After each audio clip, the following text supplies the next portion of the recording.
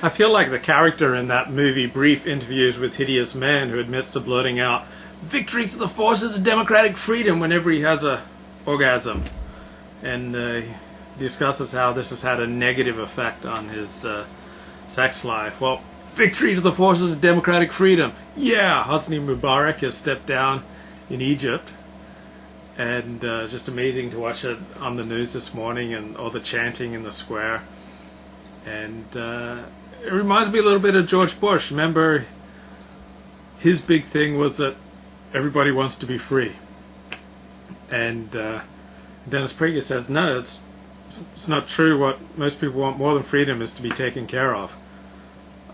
Charles Krauthammer writes in the Washington Post Thursday, February 10th, today everyone and his cousin supports the freedom agenda. Of course, yesterday it was just George W. Bush, Tony Blair, and a band of neocons with unusual hypnotic powers who dared challenge the received wisdom of Arabic sexualism.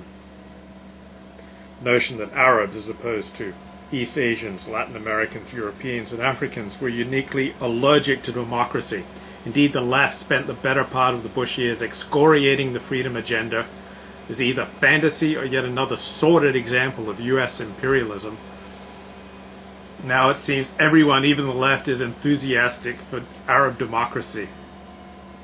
Simply being in favor of freedom is not enough. With Egypt in turmoil, we need foreign policy principles to ensure democracy for the long term.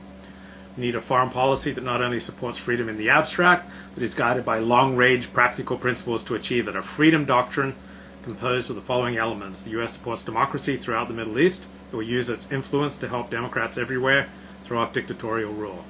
Number two, democracy is more than just elections. It requires a free press, the rule of law, the freedom to organize, the establishment of independent political parties, and the peaceful transfer of power. The only U.S. interest in the eternal governance of these new democracies is to help protect them against totalitarians, foreign and domestic. Therefore, just as during the Cold War, the United States helped keep European communists out of power, it will be U.S. policy to oppose the inclusion of totalitarian parties such as the Muslim Brotherhood, or for that matter communists, in any government, whether provisional or elected, in newly liberated Arab states.